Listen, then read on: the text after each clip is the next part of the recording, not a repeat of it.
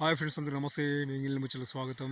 ఓం నమ శివాయ. ఈరోజు మనం మాట్లాడుకునే టాపిక్ ఏంటంటే మరణం గురించి. మరణం అంటే నాకు ఎంతో కష్టపడుతున్నా, ఏమీ అసలు ఎంత కష్టపడ్డా కానీ మాత్రం నాకు చేతుల చిల్లిగా ఉండలేదు. ఈ జీవనం అనేది కొనసాగించలేకపోతున్నా, నేను చనిపోతా అన్న వారికి ఇది ఒక వీడియో పూర్తిగా చూడండి. నేను ఒక విషయం చెప్తా. అయితే నేను ఎంత చేసినా, ఎంత కష్టపడ్డా కానీ మాత్రం నాకు ఏమీ లేకుండా అసలు ఇదైపోతుంది. ఏంది ఇది అని చెప్పేస్తే అది ఒక శివునితో మొరబెట్టుకున్నాడట. శివునితోనో ఎవరితోనో మొరబెట్టుకుంటే శివుడేమని చెప్పిండట. శివుడు ప్రత్యక్షమైందా మరి ఏ విధంగా ఏంటో తెలియదు. కానీ ఆయన తర్వాత చూడు బిడ్డ, ఎందుకోసం ఇట్లా చనిపోవాలనుకుంటున్నావు? ఇచ్చినటువంటి దేహం నాది. నీవు చనిపోతా అనుకుంటే మాత్రం అది అల్పాయుష్తో చనిపోతా అంటే అది మహాపాపం, చాలా మంచిది కాదు అని చెప్పేసి నీకు కథ చెప్తా అని చెప్పేసి చెప్పిండట. చిన్నగా. అది ఏ కథ అంటే, ఇప్పుడు నేను ఈ భూమిపైన వెదురు చెట్లు ఉంటాయి కదా, వెదురు బొంగులు, వెదురు చెట్లు, వెదురు కానీ మళ్ళీ గడ్డి కానీ అలికినట. ఇప్పుడు వెదురు చెట్లు ఉండే, విత్తనాలు మాత్రం ఉండే. కానీ అప్పట్లో ఈ సృష్టి పుట్టినప్పుడు మాత్రం అప్పుడు విత్తనాలు ఇవి వెదురు బొంగులు ప్లస్ మళ్ళీ ఇక్కడ గడ్డి విత్తనాలు ఆ భూమి పైన చేసినట్ట. ఇక నారు పోసిన వాడు నీరు పోయాడా అని చెప్పేసి ఇక దానికి వర్షం పడ్డది. వర్షం పడ్డ తర్వాత 3 రోజులకే మొలకెత్తేసింది అన్నట్టు. ఏది మన గడ్డి. ఈ వెదురు బొంగు మాత్రం అలాగే ఉండిపోయిన తర్వాత ఏంది అని చెప్పేసి మళ్ళీ చూసి మళ్ళీ ఇట్లానే 6 నెలలు అయింది, సంవత్సరం అయింది, సంవత్సరం అర్థమైంది, 2 సంవత్సరాలు అయింది. అట్లా గడ్డి మాత్రం చూస్తే మాత్రం ఇట్లా పచ్చగా మన ఇట్లా ఎట్లంటే ఇక మన ఆ ప్రకృతి మొత్తం ఎట్లా అంటే చీర కదా పరుచుకున్నట్టుగా ఆ విధంగా అద్భుతంగా చూస్తే, గడ్డి చూస్తే అంత చూడడానికి బాగుందట. కానీ ఈ వెదురు చెట్టు మాత్రం లేవడం లేదు అన్నట్టు. అంటే ఎందుకు లేస్తలేదు అనేది మాత్రం అర్థమవుతలేదు.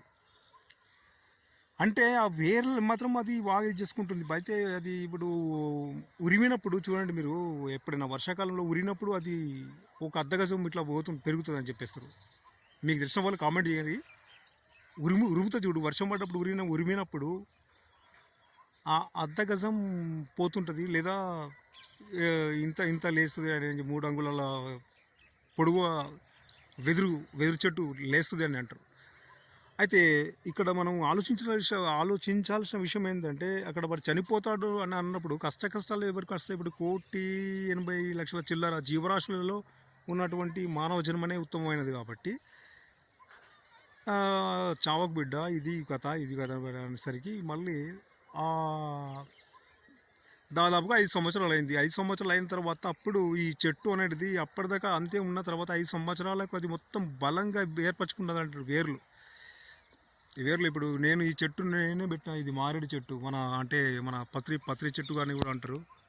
శివునికి ఇష్టము. ఓం నమ శివాయ. మా డైవర్ట్ చేసలేను మాట నేను. అయితే ఆ వెదురు చెట్టు అనేది అప్పుడు 5 సంవత్సరాలు, ఇప్పుడు ఈ చెట్టు ఎందుకోసం పెట్టినట్టు ఉపమానం, ఉదాహరణ చెప్తున్నాను. ఈ చెట్టు చిన్నగా ఉన్నప్పుడు, ఇప్పుడు మొలక చిన్నగా తీసుకొచ్చిన అప్పుడు పెట్టిన తర్వాత ఇప్పుడు పెద్దగా అయింది చెట్టు. ఇలా ఇలా ఇలా ఇలా ఇలా ఇలా ఇలా ఇలా ఇలా ఇలా ఇలా పెద్దగా అయింది. అదే మాదిరిగా ఇది షేన్లో ఉన్నది ప్రజెంట్లీ. ఇప్పుడు ఏది చెట్టు, వెదురు చెట్టు అనేది మొత్తం వేర్లను మాత్రం మొత్తం అక్కడ గట్టిగా బలంగా దృఢంగా పార్చుకుపోయిందట.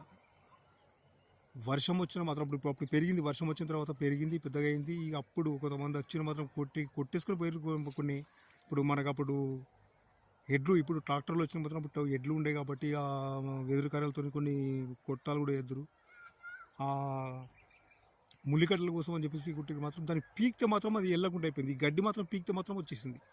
అప్పుడు శివుడు చెప్పినాడు. అప్పుడు ఆ దేవుడు ఏమన్నాడంటే, కష్టాలు అనేది చూడు, దేనికైనా ఓపిక సమయం కావాలి. ఇప్పుడు 5 సంవత్సరాల దాకా దానికి ఈ వెదురు చెట్టుకు అనేది విలువ లేకుండా నేను మొలకేసిన, అయినా నాకే అర్థం కాలేదు. అంటే ఆ గడ్డేమో మొలిసింది, 3 రోజులకే మొలిసింది వర్షంకు.